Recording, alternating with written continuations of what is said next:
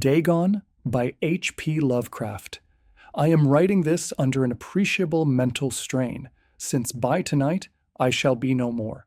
Penniless, and at the end of my supply of the drug which alone makes life endurable, I can bear the torture no longer, and shall cast myself from this garret window into the squalid street below. Do not think from my slavery to morphine that I am a weakling or a degenerate.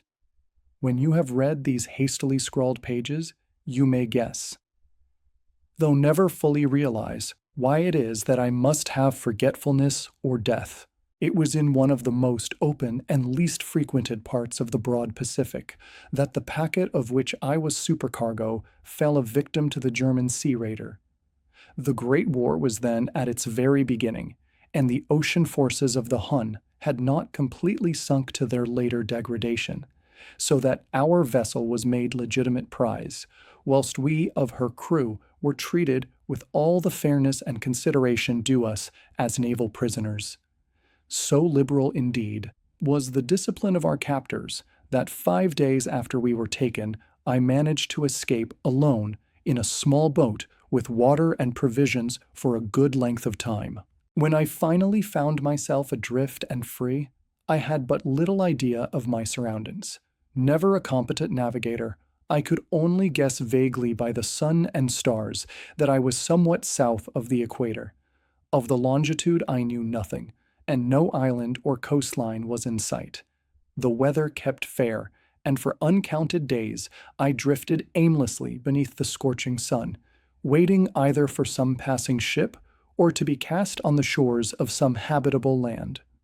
But neither ship nor land appeared, and I began to despair in my solitude upon the heaving vastnesses of unbroken blue. The change happened whilst I slept. Its details I shall never know, for my slumber, though troubled and dream-infested, was continuous.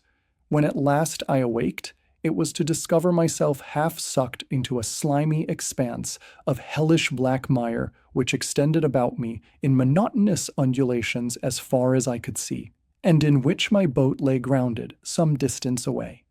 Though one might well imagine that my first sensation would be of wonder at so prodigious and unexpected a transformation of scenery, I was in reality more horrified than astonished, for there was in the air and in the rotting soil a sinister quality which chilled me to the very core. The region was putrid with the carcasses of decaying fish and of other less describable things which I saw protruding from the nasty mud of the unending plain. Perhaps I should not hope to convey in mere words the unutterable hideousness that can dwell in absolute silence and barren immensity. There was nothing within hearing, and nothing in sight save a vast reach of black slime, yet the very completeness of the stillness and homogeneity of the landscape oppressed me with a nauseating fear. The sun was blazing down from a sky which seemed to me almost black in its cloudless cruelty, as though reflecting the inky marsh beneath my feet. As I crawled into the stranded boat, I realized that only one theory could explain my position. Through some unprecedented volcanic upheaval, a portion of the ocean floor must have been thrown to the surface, exposing regions which for innumerable millions of years had lain hidden under unfathomable watery depths. So great was the extent of the new land which had risen beneath me, that I could not detect the faintest noise of the surging ocean, strain my ears as I might. Nor were there any seafowl to prey upon the dead things. For several hours I sat thinking or brooding in the boat, which lay upon its side and afforded a slight shade as the sun moved across the heavens. As the day progressed, the ground lost some of its stickiness and seemed likely to dry sufficiently for traveling purposes in a short time. That night, I slept but little, and the next day I made for myself a pack containing food and water, preparatory to an overland journey in search of the vanished sea and possible rescue. On the third morning, I found the soil dry enough to walk upon with ease. The odor of the fish was maddening, But I was too much concerned with graver things to mind so slight an evil, and set out boldly for an unknown goal. All day I forged steadily westward, guided by a faraway hummock which rose higher than any other elevation on the rolling desert. That night I encamped, and on the following day still traveled toward the hummock. Though that object seemed scarcely nearer than when I had first espied it, by the fourth evening I attained the base of the mound, which turned out to be much higher than it had appeared from a distance, an intervening valley setting it out in sharper relief from the general surface. Too weary to ascend, I slept in the shadow of the hill. I know not why my dreams were so wild that night, but ere the waning and fantastically gibbous moon had risen far above the eastern plain, I was awake in a cold perspiration, determined to sleep no more. Such visions as I had experienced were too much for me to endure again, and in the glow of the moon, I saw how unwise I had been to travel by day. Without the glare of the parching sun, my journey would have cost me less energy. Indeed, I now felt quite able to perform the ascent which had deterred me at sunset. Picking up my pack, I started for the crest of the eminence. I have said that the unbroken monotony of the rolling plain was a source of vague horror to me, but I think my horror was greater when I gained the summit of the mound and looked down the other side into an immeasurable pit or canyon, whose black recesses the moon had not yet soared high enough to illuminate. I felt myself on the edge of the world, peering over the rim into a fathomless chaos of eternal night. Through my terror ran curious reminiscences of Paradise Lost and of Satan's hideous climb through the unfashioned realms of darkness.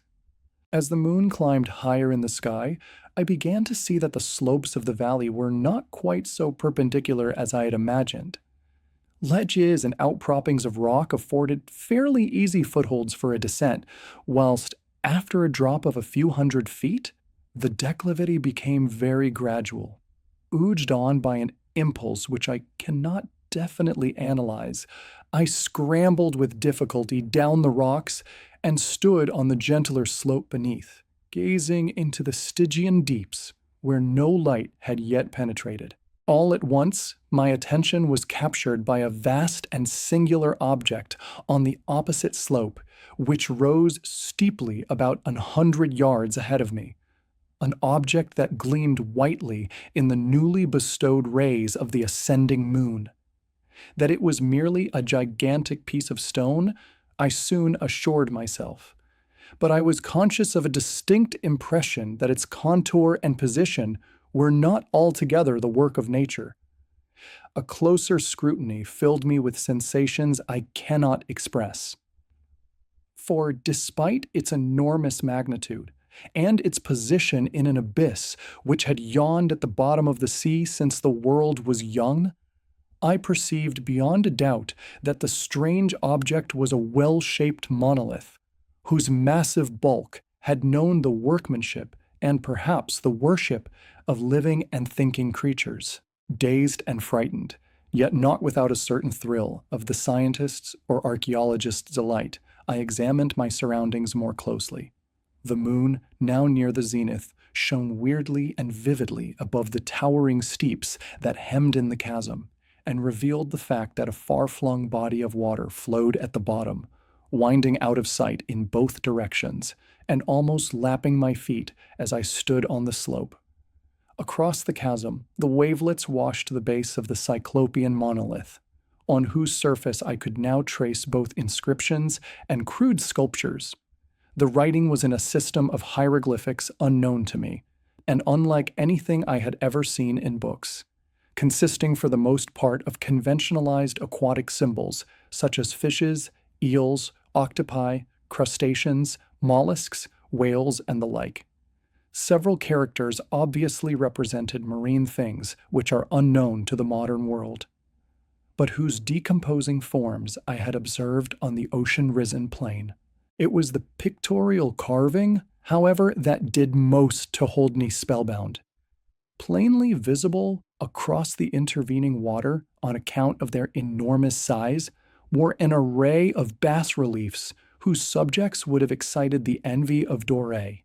I think that these things were supposed to depict men, at least a certain sort of men, though the creatures were shewn disporting like fishes in waters of some marine grotto, or paying homage at some monolithic shrine which appeared to be under the waves as well.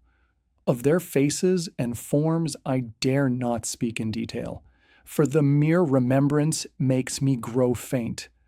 Grotesque beyond the imagination of a Poe or a Bulwer, they were damnably human in general outline, despite webbed hands and feet, shockingly wide and flabby lips, glassy, bulging eyes, and other features less pleasant to recall. Curiously enough, they seem to have been chiseled badly out of proportion with their scenic background, for one of the creatures was shewn in the act of killing a whale, represented as but little larger than himself. I remarked, as I say, their grotesqueness and strange size, but in a moment decided that they were merely the imaginary gods of some primitive fishing or seafaring tribe.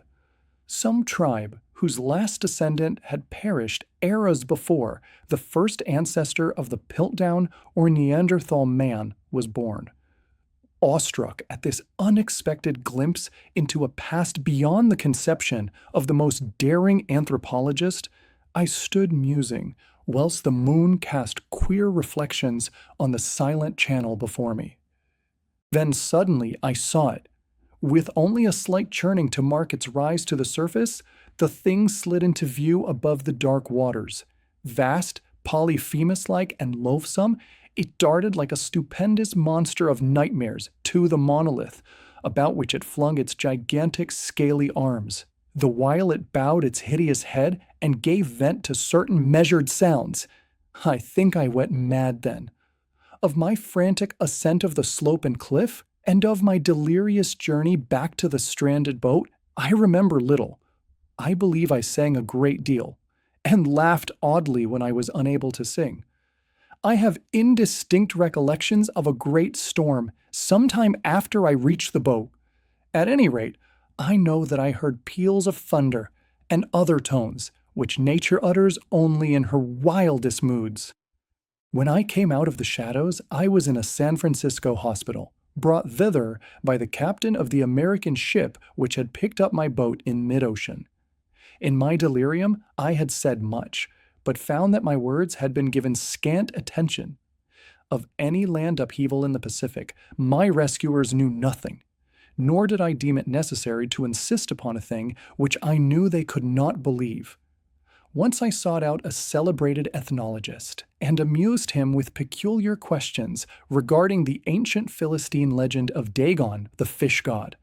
But soon, perceiving that he was hopelessly conventional, I did not press my inquiries. It is at night, especially when the moon is gibbous and waning, that I see the thing.